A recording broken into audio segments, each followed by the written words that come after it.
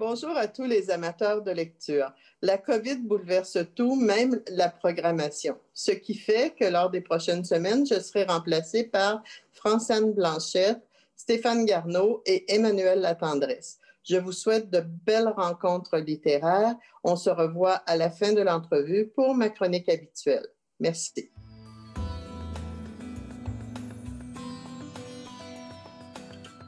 Bonjour et bienvenue.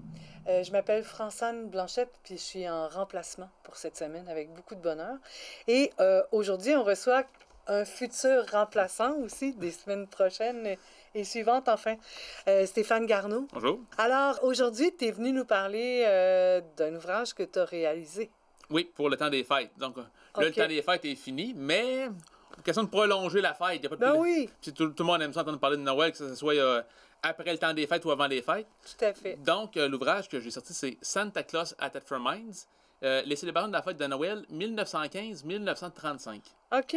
Donc, pourquoi cet ouvrage-là, dans le fond, ce que je voulais, moi, c'est que je m'intéressais vraiment aux origines de la fête de Noël dans la région. OK. Puis, ben, évidemment qu'il n'y a pas de journal, il n'y a pas personne qui écrivait son journal de bord du temps des fêtes à l'époque. Donc, on est allé par les journaux d'époque. Fait que c'est pour ça que 1915, c'est pas mal, là, les premiers journaux qu'on a ici au centre d'archives commencent environ vers 1914-1915. Donc, on parle du Canadien et du Mégantic. OK. Donc, j'ai fait tous les journaux de la période de 20 années pour écrire le volume que j'ai écrit ici. Puis, il y a beaucoup, dans le fond, de textes qui vont être tirés des journaux d'époque.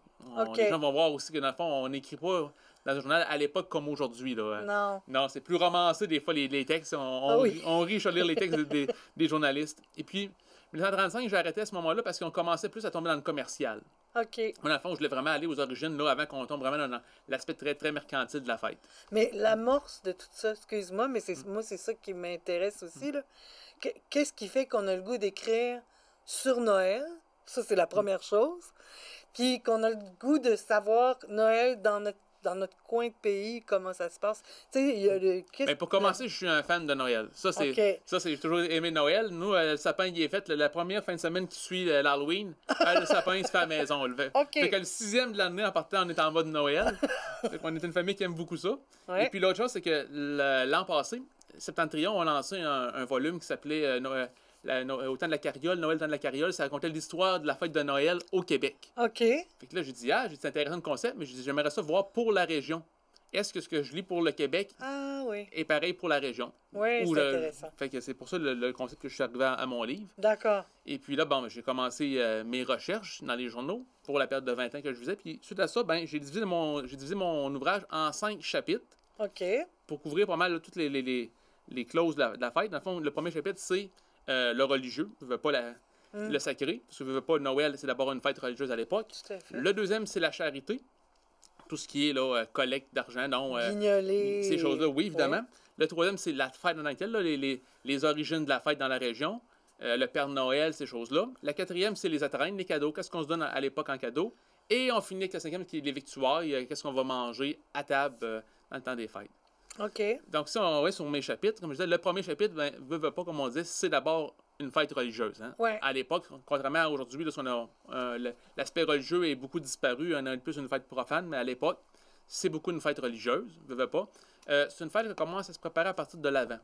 Donc, on va se préparer en faisant pénitence, on va aller se confesser au confessionnal. Juste pour ceux qui ont moins de 30-40 ans, qu'est-ce que l'Avent? L'Avent, c'est une fête là, qui commence peut-être à la fin du mois de novembre. OK. Puis, dans le fond, on se prépare pour se préparer pour la fête de Noël. Aujourd'hui, on se prépare plus comme dans le temps, mais puis même, il y avait des jours comme le 24 décembre, était un jour de jeûne. Il fallait jeûner pour se préparer, pour être prêt pour le 25 décembre. OK. Donc, il fallait se préparer spirituellement pour la fête. Et la journée de Noël, il y avait 3 messes. Aujourd'hui, on est habitué à la fameuse messe de minuit. Oui. Mais à l'époque, il y avait la messe de minuit, il y avait la messe du jour, je veux dire la messe de l'aurore, qui avait lieu le matin, et la messe du jour, qui avait lieu en après-midi le 25 décembre. Fait que chacune des messes, là, je ne pourrais pas revenir dans le religieux, mais chacune des messes avait un point précis. Là. Un, la naissance du Christ. Le 2, c'était la visite des... Peut-être pas la visite des voyages, j'en ai trop bonheur, mais chacune des messes avait une spécificité. OK. Et puis les gens les plus croyants assistaient aux 3 messes. Évidemment que comme aujourd'hui, la principale messe, c'était la messe de minuit. Donc, les gens y allaient en masse. Et puis, si vous n'aviez pas de place déjà de réserver vous n'aviez pas un banc à l'église, il fallait penser à réserver votre place auprès du sacristain. Sinon, ben, ça se pouvait que vous n'ayez pas de place pour aller dans l'église. OK.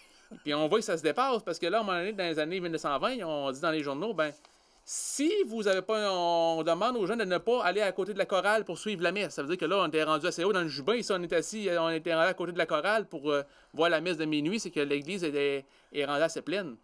Fait que les gens avaient, comme je dis, réservé leur place. Et puis, évidemment que comme aujourd'hui, bon, il y avait tous les chants religieux. La plupart des chants religieux sont déjà là. Oui. La grosse majorité des chants datent soit du Moyen Âge ou du 19e siècle. Donc, c'est beaucoup là, les mêmes chants religieux qu'on a aujourd'hui.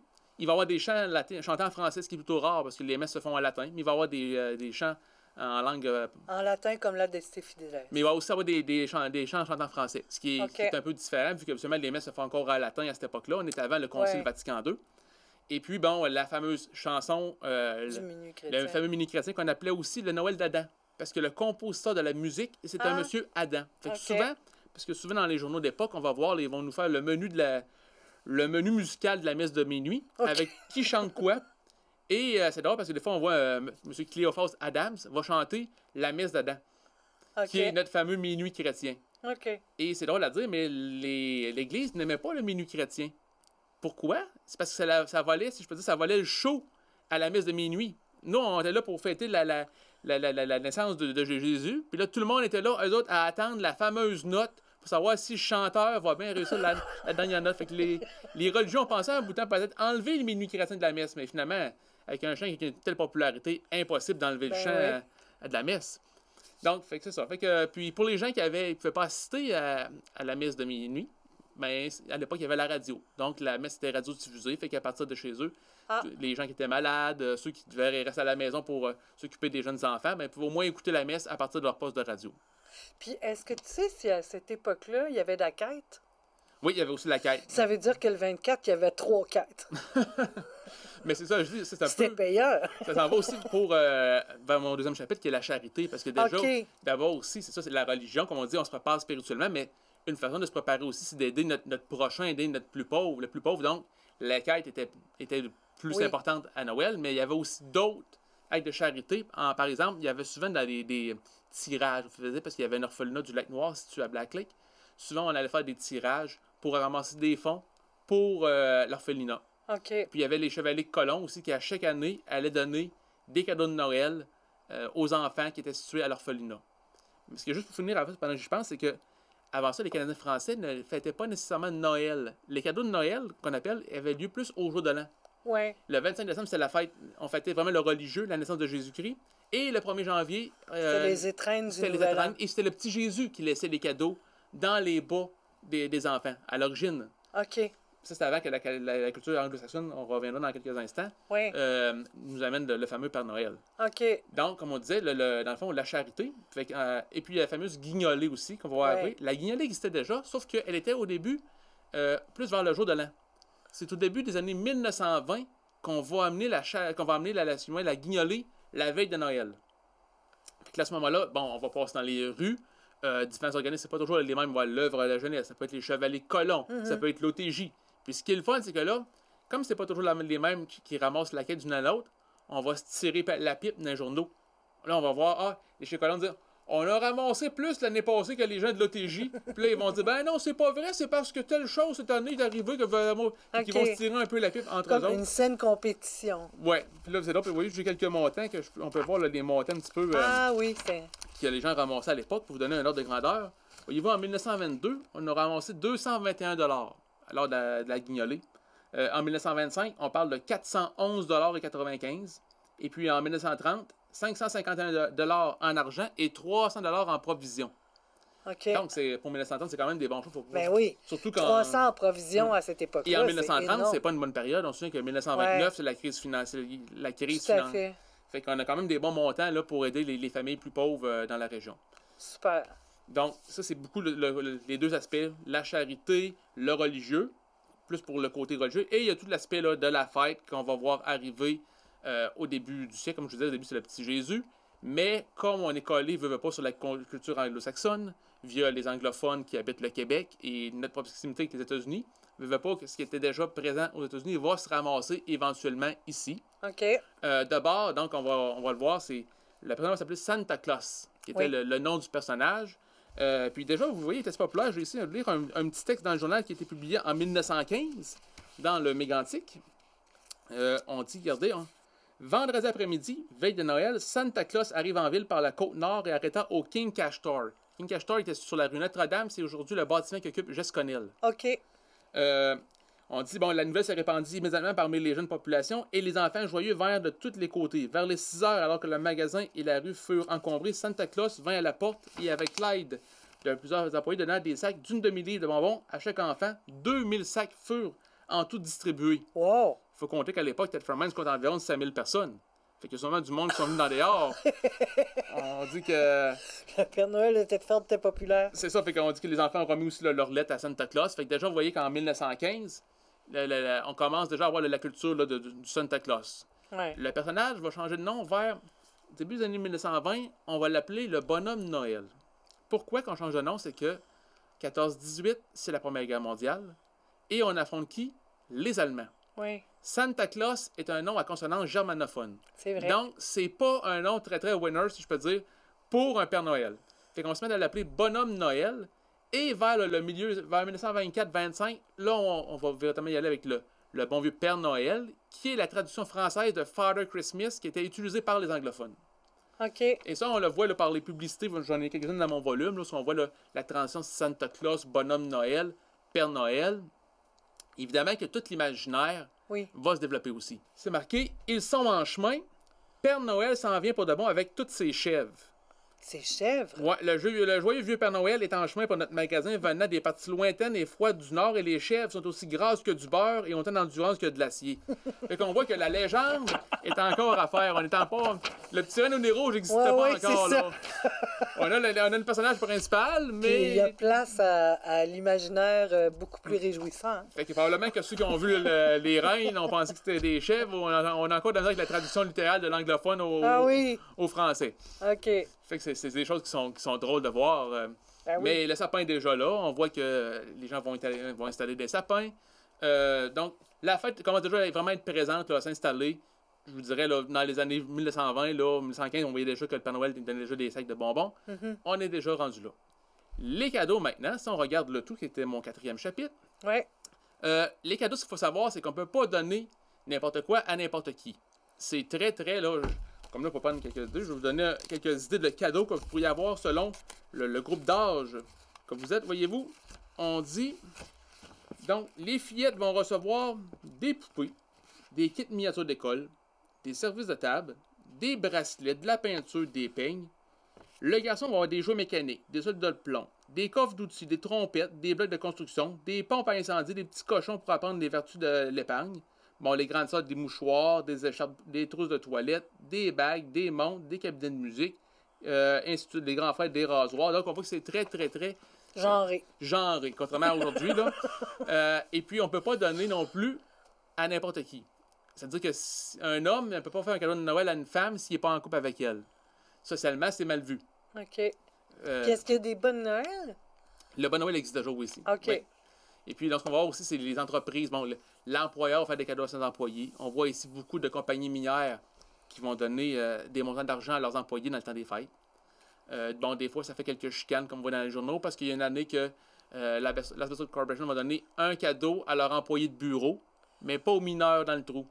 Fait que là, il dit, la jalousie se fait un petit peu envers les employés de bureau qui ont reçu un montant additionnel. Mm-hmm. On va voir aussi l'inverse, c'est-à-dire les employés se réunissent pour offrir un cadeau à leur patron. Et là, vous voyez que là, dans le livre, j'ai mis une citation, là, ils font tout un long texte là, d'hommage au patron. Aujourd'hui, avec le syndicaliste établi, on ne voit plus ce genre de choses-là. Parce que le patron, à l'époque, c'est beaucoup l'image du bon père de famille. C'est même qu'on voyait notre patron. Il reçoit une argenterie de ses ouvriers pour penser à eux quand il est chez lui. Bon, c'est des choses qu'on ne verrait plus aujourd'hui. Non, sûrement mais pas. tout le texte, en plus, c'est lu par les employés et paru dans les journaux. OK. Fait que, comme je vous dis... Pour montrer que je suis un bon boss. C'est ça. C'est des choses qu'on voit plus. Pour les cadeaux aussi, bon, la région, ici, on dit l'achat local est très, très présent. On se dit, bon, à l'époque, c'est compliqué, le monde ne veut pas aller en dehors acheter des cadeaux de Noël.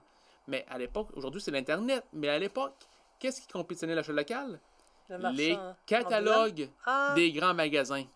Les catalogues Eaton, tous les ceux qui avaient des grands magasins. Mm-hmm. Et puis, on compétitionnait. Et encore là, je vais vous lire On va aller voir des fois que plus ça change, plus c'est pareil. Je vais lire un texte qui est paru dans le journal Le Canadien en 1927. Et vous allez voir, c'est quand même assez contemporain, là. Le titre de l'article, c'est « Restons chez nous ». La saison des fêtes de Noël et du jour de l'an nous fournit une occasion de revenir sur un sujet qu'il est toujours opportun de traiter. Pendant les derniers jours du mois de décembre, la population de Thetford Mines et des alentours dépensera des milliers de dollars pour suivre la tradition de l'échange annuel des cadeaux. Combien garderons-nous chez nous, à Thetford Mines, chez nos marchands, des milliers de dollars ainsi dépensés? Chaque dollar dépensé à Thetford Mines aide au progrès de notre ville. Il suffirait, et il nous semble d'un mot d'ordre général pour que cette année, notre ville y gagne beaucoup sous ce rapport. Il est regrettable de voir un grand nombre de nos concitoyens aller porter leur économie dans d'autres villes. Ici même à Thetford Mines, nous avons un commerce local des mieux organisé, dirigé par des concitoyens d'une intégrité au-dessus de tout soupçon. Pourquoi ne pas en profiter? Pourquoi ne pas s'entraider? Il serait facile de cette façon pratique de faire notre ville une des villes les plus prospères. Tous nos marchands ont presque annoncé des distances des milliers de dollars de belles choses. Pourquoi ne pas aller au moins voir ce qu'ils ont à nous offrir? Si on ne peut trouver tout à fait ce qu'on désire, faisons un petit sacrifice aussi petit et prenons ce qu'on nous offre, car le choix est considérable chez nos marchands et les prix sont aussi bas, sinon plus. Restons chez nous et chez nous sera meilleur. C'est bien. Et Stéphane, je veux juste te dire, si tu veux qu'on ait le temps, il nous reste moins de 2 minutes pour ton dernier chapitre. La minute, c'est les victuailles. Dans le fond, les gens, est-ce qu'ils mangeaient la même chose qu'aujourd'hui? Oui, tout était déjà sur place. Les pâtés de porc, la dinde était là. La bûche de Noël a été inventée aussi. Et donc, on avait toutes ces choses sur nos tables. Et aussi, la fameuse boisson. On a un article à l'époque. On boit du gin? De la bière, beaucoup. Okay. Et les laits de tempérance nous fait des. J'aurais un texte que j'aurais pu voulu, mais on dit que c'est bu pour 5 000 $ dans le temps des fêtes de boissons à Thetford Mines et on est scandalisé du tout. Juste en terminant, ce que je voulais dire un petit mot, c'est que tous les dessins de début de chapitre dans mon livre ont été dessinés par ma fille Livia qui a 14 ans. Super. Et donc, c'est un petit apport familial, un bonus à l'ouvrage. Ouais. Puis si jamais, là, moi, je trouve que tu donnes beaucoup le goût de nous plonger dans cet environnement-là, même si on a dépassé les fêtes, où on peut se procurer ce livre-là? Évidemment, le volume est en vente à la librairie L'Écuyer. OK. Sinon, vous pouvez aussi contacter le centre d'archives de la Grande Thetford qui est situé au Cégep. Ouais. Présentement, là, le Cégep est fermé présentement à la population, mais vous pouvez leur écrire qui est archive avec un S, A commercial, cégepthetford.ca. OK. Et dans le fond, vous pouvez l'acheter là, puis eux vont vous l'envoyer par la poste. Par la poste. Oui, sans vous déplacer, vous pouvez donc avoir votre copie. Je suis sûre que Luc peut mettre ça en bas d'écran là, pour que tout le monde puisse... C'est un beau travail d'historien, un beau travail d'archiviste. Ça a été très intéressant. Je te remercie beaucoup, Stéphane. Merci beaucoup.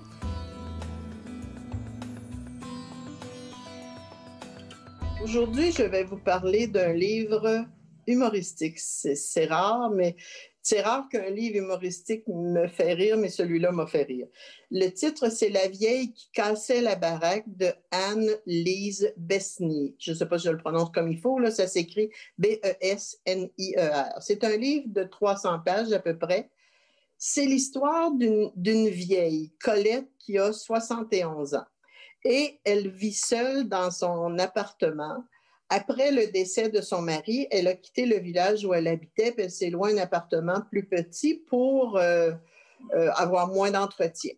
Puis son fils la traite comme une petite chose fragile, fait qu'elle décide, c'est ce que tu veux, c'est ce que je vais faire.